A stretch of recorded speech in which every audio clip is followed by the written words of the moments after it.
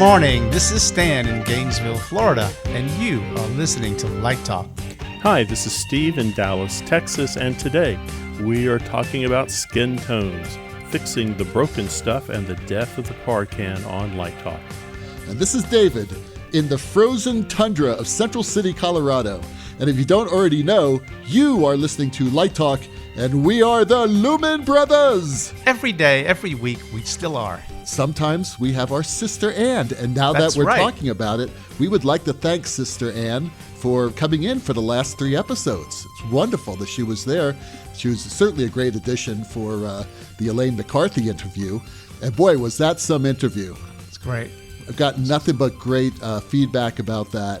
So thank you, Elaine, for joining us and being part of the Legends of Lighting series. So our sister Ann was in Prague last week, signing books, presenting papers, doing some really cool stuff. Yeah, she's looking at old theaters last week. You know, she's getting pretty big. Yeah. Pretty soon, we're not going to be able to afford her anymore. It's true. She's pricing herself out of the Lumen Brother market. And it doesn't take a lot to price yourself out of this market. So since Ann was holding down the fort with us, that gave you the opportunity to truly explore Amsterdam. It's to Amsterdam and Copenhagen. And let me thank Ann for giving me the freedom to go and get away from it all and hang out in those socialist countries, which I actually found pretty nice. And the gray light, there was gray light everywhere, but it was a beautiful gray light. And the beautiful gray light stayed up until about 10:30 at night, which we loved. And we just had a blast. We had just immersed ourselves in mostly fine art. It was a big museum trip. Didn't get to see many operas or theater, but we did spend a lot of time with Rembrandt and Monet and Rousseau and you name it, and the Dutch art and the Danish art and the architecture and the food and the people. It was wonderful. And even just certain days of just going to the park, and watching the swans. There was relaxation intermixed with stimulation. And I was also struck, and this is going to sound weird, but I'm really sensitive to noise these days, it seems. And I was struck by, even in the inner cities, even in Amsterdam Center, which is really urban, packed, dense people, it wasn't loud. I don't know what it was. It was like the trams are electric, so they're not loud. There's only so many cars. There's not like massive amounts of traffic. And it was people are sitting on the sidewalks and having meals and coffee. And I was like, it's quiet. And I was like amazed at how that the acoustics were different somehow for me. But, seeing the Rembrandt exhibition was a highlight for sure. Seeing the Van Gogh Museum was a highlight. Also going to Elsinore, what's not really a castle, but the place where Shakespeare sets Hamlet was quite cool. And they were actually performers performing scenes from Hamlet as you were walking through what really was a taxing station where the ships had to stop and pay their taxes. And so just fantastic energy and vibe. You can see, all the Shakespeare's words, but I'll be posting lots of pictures. Hey, you even found and interviewed a Light Talk listener while you were there. Yes, I should say that. We found a laundromat I think that one was in Copenhagen.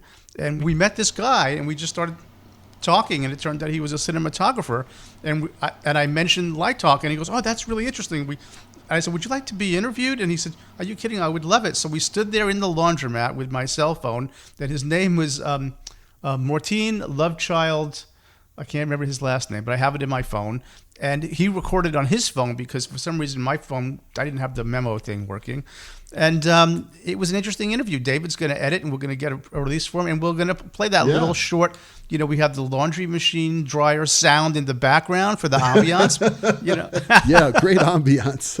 Love the laundry machines. I was listening to it. I was laughing. I said, yeah, this is going to be good. So yes, we're doing it. It's remarkable that we have created a worldwide community. I'm going to think up a sponsor where we're going to have like Light Talk B&B hosters in different countries. So Light Talk people can connect with other Light Talk people in different countries when they're traveling. Who knows? It's great to have you back, Stan.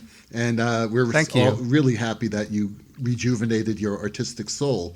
by seeing all those great museums. And that's something we should all be doing more often. We should be. Yeah, absolutely. So let me tell you about what's happening up here in the frozen tundra.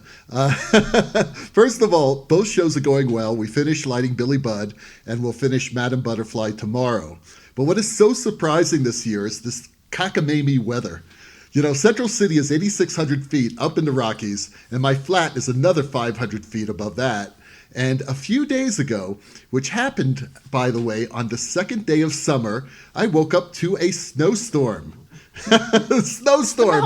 It's the mountains. Yeah, but I've been coming up here for 20 years, and it has never been this cold this late in the summer. And what makes it all worse is that the Opera House, which was built in the late 1800s, was built above a running mountain stream. And the reason why they did this was so that the theater would stay cool during the warm summers. Oh. So it's always like 10 to 20 degrees colder in the theater. That's great for the summer, but not so great when it's in the 30s outside and you are teching a show. So wow. we have been bundling up for our lighting sessions. There's no heat, by the way, in this theater. How about space heaters? You guys got space heaters? Yeah, we got space heaters, but I laugh at your space heaters. Okay. There's some other new news, and that is, could the live actor be finally dead? What? Yes, I got this off the internet. Of course, we have to believe everything on the internet, but this company called Base Entertainment brings holograms of Maria Callas and Roy Orbison performing digitally remastered renditions of their biggest hits and interacting with both onstage musicians and the audience. Now, this is interesting. I would like to see this. And finally, we're really excited about today's Let's Talk About segment, The Death of the PARcan. So, that needs a sound effect. Yes. We will put one in. So let's get started. Steve has our first listener question. Hey, let me make a comment about this hologram stuff. Okay. 2007, that was Celine Dion and Elvis. 2012, you see Tupac on stage. And in 2016, a hologram opened up for Madonna for her Asian tour. It's a rock and roll star in Japan called Hatsumi Miku, and she's a hologram, and she performs with a live band. She's opening for Madonna. And just a few weeks ago, you had the Music Awards with Madonna performing with a hologram for the 2019 awards. So absolutely, this is happening. This is happening. All right, so that first question today comes from Joanne in Canada, and she wants to know, how do you schedule upkeep and repair on your equipment in a busy space? Well, that's not so bad. I mean, there's a couple things. Set aside some time at your strike. When you're striking equipment and you see something that's a problem, go ahead and repair it before you put it back in the air for the next show. Probably not every light you own is typically hung on every show. So again, the lights then aren't in the air. Take a look at them. Give them a once-over. See if they have to be fixed. Also, if you have an off-season, as I do, we do repair during the off-season. And the way that works for us is we have about a 3% overage, 4% overage in our inventory. So if a light has to come out of service and we can't get to it immediately, we can put it in the repair bin and not look at it until the off-season comes along. So that's one approach to it. Yeah, so at my place, we have the challenge, as maybe you do, of a very, very busy place. Even our summers, we get maybe 3 weeks off. So the way we handle it is, what some suggestions might be, I used to work in a rental house. So if you got a piece of gear that comes in that really needs work, you tag it and you put it in a certain place, and you sort of know where they are, and they're waiting for the time. So when time frees up, when either you have when the show is running or when you have a down day, or you can kind of get to that. Try and stay on top of little. I think Steve's point is stay up on little things. You notice something, whenever it might be, get on it right away, so they don't back up. But I think it is a challenge in busy spaces. But I just think if it was me, I would just have a method of either a colored tape or a tag, write down what the problem is, tie it to the yoke, and then when the time is available, you put somebody on that task and get it maintenance. Ideally, we have done things in August when things tend to slow down, and we'll do like try and bench focus every fixture, try and clean lenses. But it is a challenge. But I think if you just separate those fixtures out, so they're just waiting for attention, and then when the time is there, you give them the attention. Well, I have the next question, and it looks like Johans from Ghana. Is that Johans? I'd say it's Johannes from Ghana. Okay. And by the way, Ghana is one of our new countries. Cool. Well, let me say it. Say it correctly, and we can jump in on that. Johannes from Ghana wants to know. He works with a lot of people with dark skin tones, and he'd like to know what is the best way to light them. And he calls out key light and temperature and etc. So I've been thinking about this, and I went back and I reread the article that I think Steve Woods posted a while back about from a cinematographer about how to light people with darker skin tones, and it got into this thing about, it was really for video, and it talked about these particular metrics that you can adjust the gamut in cameras to compensate for that. So I didn't think that was all that helpful for live work, but so I'll just respond what I think you could do for live work. But there was one interesting point from that article. It said that the base of the makeup could be a reflective base, which helps, which I think is a really cool idea. And I would also mention just in general, sort of like just in broad strokes, it's about reflectivity, and a darker object is going to reflect less light. It's just physics, and you sort of can't really change that. And you do have to think about, in any design in lighting, the materiality of the things that you are lighting. Is it reflective? If it's a mirror, it's 100% reflective. If it's a black hole, it's going to suck all the light right into it. If it's LumaSuck, right, it doesn't come out at all. So you do have to have sort of a consciousness about how different surfaces and materials, whether it's skin or ceramic or or clay or wood, how it's going to reflect paint, and then think about how that works in relationship to all the objects that are in the field of view. Because, so for example, I could say in a Gestalt way, well, just put more light on somebody with darker skin. But if the person with darker skin is standing next to somebody with lighter skin, and you put the same amount of light on both of them, the person with higher reflectivity is going to pull your eye. There's just sort of no way around that. So you do have to sort of think about that. In terms of, the key light, that's really a question of angle and fill and shadows.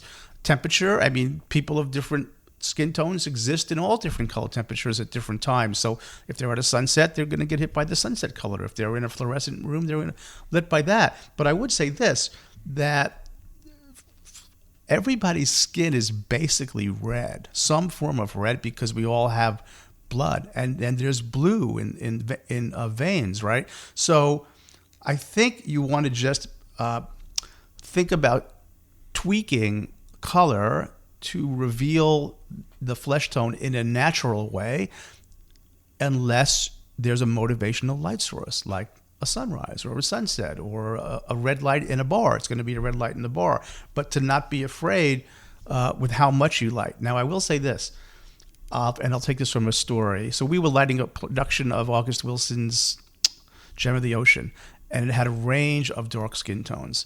And when the set designer came, the set designer had a lot of green walls, a lot of green floor. And we know from the science side of things that your color vision is bipolar. So when you are seeing green, the signal is actually that there's less red, right? So we suggested that the scene designer rethink that palette. And they did, and they moved to more of a red blue than a green blue. And those reds helped, that rather than the green suppressing the red, which made them look bad. And we also were not afraid to turn on the lights and to give an intensity value that was necessary when you have a subject that reflects light than a subject that reflects more light. What do you guys think? Well, your whole idea about the red pigment is true, which means to me that you really need good, high-quality color rendering fixtures from the front. Absolutely. Which is why I always use clear tungsten lamps from the front. And there will be a time when LED reaches a point where there will be really good TM30 renditions of red, but we're not there yet, in my opinion. So which is why, again, I have clear light from the front just to activate the skin tones. And that's the word I use, activate. Even if you have this beautiful sunset coming from stage right, it's nice to have something right from the front just to activate it. Some people call fill light, that's fine, but just make sure that fill light has a very high color rendering quality. So that's what I think. Also, just as a clarification, that article you're talking about was actually written by a makeup artist. Yeah. For this, I can't think of the name of the show, but it's a show with an entire black cast, and it's beautiful. And that's what I tell makeup artists now all the time. I said, really, what this person needs is reflective base. It's a reflective base. And sometimes they look at you with crossed eyes. What are you talking about? Really? And I said, yeah, try it. And they tried it, and of course, they look a lot better. And Stan, you're absolutely right. It's all about contrast. That should be a name of a show. It's all about contrast, because it really is. Adding more light does not help. Adding good light does. Adding high-quality light does. But adding more does not. What do you think, Steve? Well, I'm going to go to the master here, and that's Hal Binkley. And what I would recommend, Johannes, if you get a chance to see Hamilton, or simply go online and look at the interviews with Hal Binkley on how he lit that show. And it's very interesting because he started with a sepia base, and he wanted to emulate the quality of light that came from tungsten fixtures. And he certainly has a lot of tungsten fixtures on the show, but he's also using a lot of color mixing fixtures. But he started with a sepia base, and he's kept that warm tungsten look. And then he segued between the foundation look to high contrast color looks. So, for example, if you take a look at the song Hurricane, he lights that in blue and green, in turquoise and yellow. And these aren't colors that we normally associate with actors who have dark skin. So, but he is simply giving you a base, bringing on the color when he needs to, and taking you back to that base to kind of cleanse your palette and put you in these hyper-real worlds. So I think there's something to be said about how you organize your show and tell the story. And I think if I were going to do, a show, I mean, I work with some companies over the years who have had a high percentage of a multiracial cast. I mean, I worked for years with a Lamone dance company, and they were the first company to actually have an interracial, multiracial, multi-continental cast. And so we have a lot of different skin tones running around on stage. And it's the same issues, I think, that Alvin Ailey has these days. Get yourself a good foundation. And for me, it was always warm. I never drifted into a cool foundation if I could avoid it, because it does have a tendency to gray people out. Yeah. That green hitting the red. Absolutely. I got to add one more little twist to this, and I agree with. I did see Hamilton this summer, by the way, and it's really true. He sets you up in that sepia base, and it's a brilliant design. There was an interesting article in the New York Times about Kodak and film, and how the original balance of what was neutral for film was based on this particular woman. These three women that they used as reference, and how that is now has to be changed. It's a whole history of how I read that. Did you read that? Yeah, I read that. That was really interesting. Did I post it? I don't remember if I posted it on the Facebook group or not, but that was, I think I saved that article. So fascinating that what is the reference is a choice. It used to be made for white people. It was all right. about white people. It was not about people of color. Go back and look at Guess Who's Coming to Dinner. And what you're going to see there is that's Catherine Houghton, I believe. The film is lit for her. And if you take a look at the other three African-American actors, Sidney Poitier, and the other two are escaping my mind, the mother and father, Right. the film technique there is they are overexposed. They overexpose those three actors and film Catherine Houghton normally. And that's how they did that. Interesting. And that was for the first 100 years of film. I think that aesthetic has radically changed with things like 12 Years a Slave, Selma, Moonlight, Black Panther. Yeah, I mean, the industry's grown up some. Also, I think when you're lighting dark-skinned actors, if you want to do something just as an experiment, Johannes, is go ahead and set up that traditional light. Go ahead and set up a backlight, a front light, a couple side lights in there, and take a look at how those lights interact with a light-skinned actor and a dark-skinned actor. So a lot of people will tell you, oh, side light, that's it. Just side light, side light, side light. That may not be so good for a dark-skinned actor. Take a look at the levels and intensities and the angles that you're bringing the light into the stage, and you're going to see it's not even a subtle difference, it's a marked difference in how side light impacts on dark-skinned actors. And I'm not saying it's good or bad or indifferent. It's simply different. And again, if you're looking at film, it has everything to do with where you're placing that camera in relationship to those lights. In your case, you have a fixed seating area, so you know where the audience is. They're not going to move. Maybe your lighting angles need to change and modify. I just found the article. It's called "The Racial Bias Built into Photography," and it's a really. I'll post the article. But there were three women that were used to create the standard. The Shirley card, it was called. Yeah, the Shirley card. Yeah. So our friend Drew Belinsky from Salt Lake City. Hey, we found out where Drew lives. He lives in Salt Lake. Oh. Yeah, well, he could start his big fish cakes food truck stand out there now. So anyway, but he asks, what is the proper procedure for doing a channel check? It is not turning everything on to 30% and seeing if all the lights are on. Because if you do that, I mean, that's the lazy way of doing it. But if you do that, the reason why you don't want to do that is because you don't know if something's been knocked out of focus. You really need to go channel by channel by channel, not only to make sure that the light fires up, but that's still focused in the right place and not down on the audience or something burned like out that. Filter or gobo that's whacked out or shutter that's slipped. Exactly. There's dozens of things that could go wrong. I have a question. How do you guys do channel checks with movers? We just go to presets. We have a certain number of presets that we go to. You are listening to Light Talk with Stan, Steve, and David, the Lumen Brothers. And Light Talk is sponsored this week by Travel Light Corporation presents Nirvana Destination Club. Are you overworked and stressed?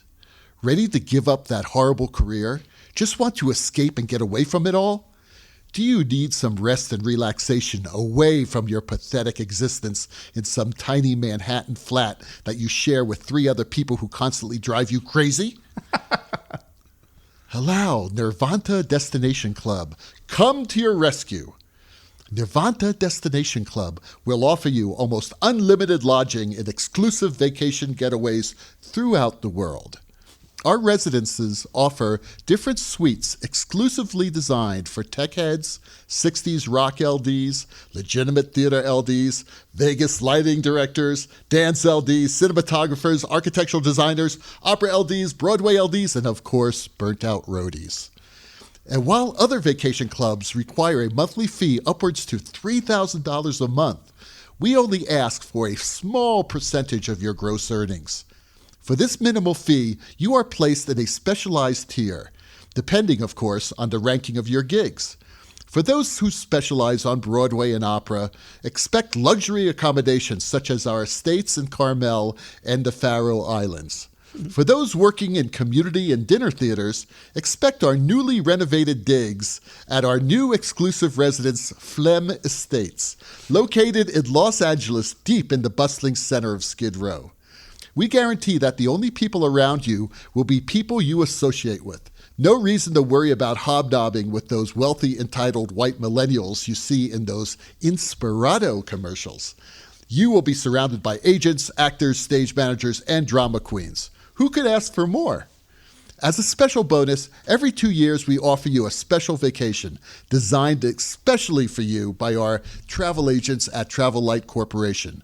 They will make sure that you are treated with the care and respect you deserve. So join our exclusive Nirvana Destination Club and relax. Everything will be just fine. And now, back to Light Talk. So those ducks in the background tell us that once again it's time for our ever popular Let's Talk About segment.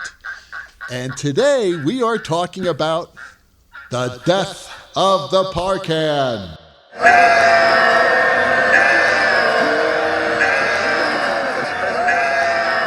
Oh, I'm so sorry. See you go. Oh my God. It's been so part of sad. my life since the beginning. The very beginning. I was born with a PARcan. In his mouth. No, it was shining on my mom. She said, turn off that light. It's so bright. My favorite high side light fixture is gone. So, Steve, what do you think about the death of the PARcan? Yeah, PARcan. Who needs it anyway? Everybody's talking about the PARcan. Good riddance. It served its purpose, and I loved it. But let's be real about the PARcan. It was hot. It was. It was difficult to focus. It was. It was heavy. Yes. Yeah, no. The lamp would explode. Yeah. Heavy? Weigh a steel PARcan and put a lamp in it. This gets back to if you're touring. Okay. The best thing about the PARcan was it became aluminum. That's true. And all of a sudden, you had a lot of weight taken off of Then it. we had But the chrome ones were nice. PARcans are kind of rough. You all of a sudden you had to have a bunch of them. So let's go ahead and focus our 600 PARcans in our 4-hour focus call, or let's put some color scrollers up there. And good luck with that, because we all worked with color scrollers. We know what a piece of crap that was. We're good riddance for those too. I agree. So all of a sudden, the PARcan, the weight of the PARcan versus the utility of the PARcan on tour, I don't know so much about that. I mean, the PARcan came along. Rumor has it that Chip Monk brought us the PARcan from the Rolling Stones, and then it morphed up to Altman Brothers. The advantage of the PARcan was we were able to get rid of beam projectors. You toured with a beam projector or a Leco bouncing down the back of the road in a semi. You would open the doors and be parts everywhere. So the PARcan was fairly robust. But I don't know. Give me a moving light any day of the week. Give me good color mixing. Oh, man. Yes, I will miss you, but I'm not going to miss you that much. I thought it was Brecht who took truck headlights out of old trucks and mounted them on pipes to do his theater in Germany. You ever hear that one? Yeah. But people have been using headlights forever. I mean, Right. Again, I'm more talking about the PAR than the PARcan, because really the reason why the PARcan is dying or dead or soon to be dead is because the PAR is dead. They're no longer making PARs. Now, I have a very, very strong emotional connection with the PAR, and it goes way back to when I was an undergraduate in school. It started in 1975 when I was a sophomore at the University of Miami. And for longtime Light Talk listeners, and for those who would like to dig out and listen to old episodes of this crazy show, way back in episodes 2 or 3, I forgot which one it was, I talk about working with this crazy faculty director named Buckets Lowry. You guys remember? Yeah, you remember the colorblind director, right? He was colorblind, right? And by the way, do you guys know what episode of Light Talk has been listened to the most?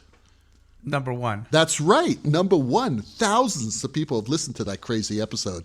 Now now that we mention it, we must publicly warn our listeners that the first 3 episodes of Light Talk, which are pretty funny, by the way, have such horrible sound that there have been instances of severe brain damage to listeners who dare to experience it.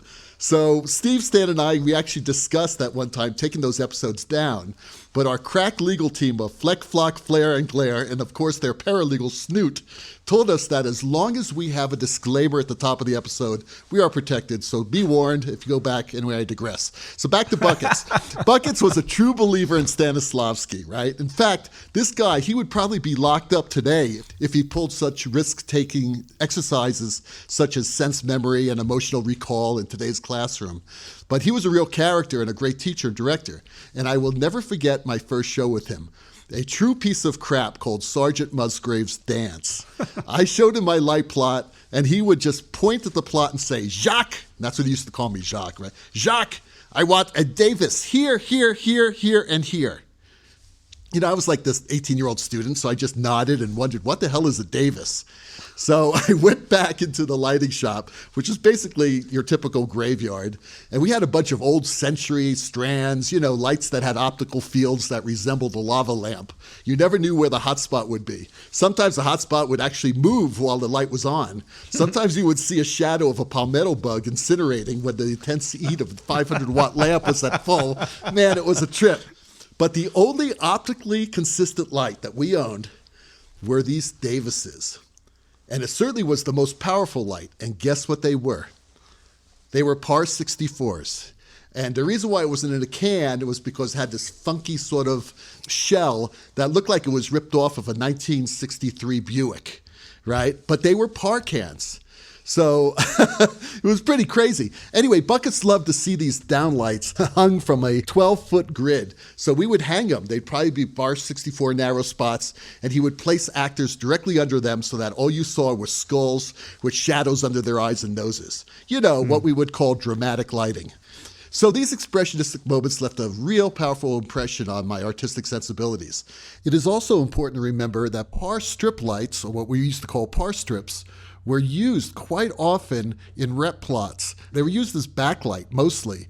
Gave you a very powerful backlight wash with 3 colors. So if you had PAR 64s, 3 circuits, you can mix the 3 colors and get a nice backlight wash of multiple colors. Theron used them, Gilbert used them. Hey, we all used them. And also, Gilbert used to take PAR 64 strips, stand them on end, and put them on booms, and basically use them as vertical toning strips. These VTSs would give you a great low-angled blast of colored side light. So those are really quite useful and something that Gilbert pioneered. And it was due to these PARs that I still use them. And they do give you a great, powerful stroke of incandescent light. And I have about 50 on these 2 shows I'm doing up here. And they're great. They're absolutely wonderful. So I'm very sad to see them go. But PAR lamps last a very long time, and it may be several years until they are completely gone from our toolbox. That leads into my question. So this was Altman saying they're putting the PARcan at what they called end of life from the article that somebody posted.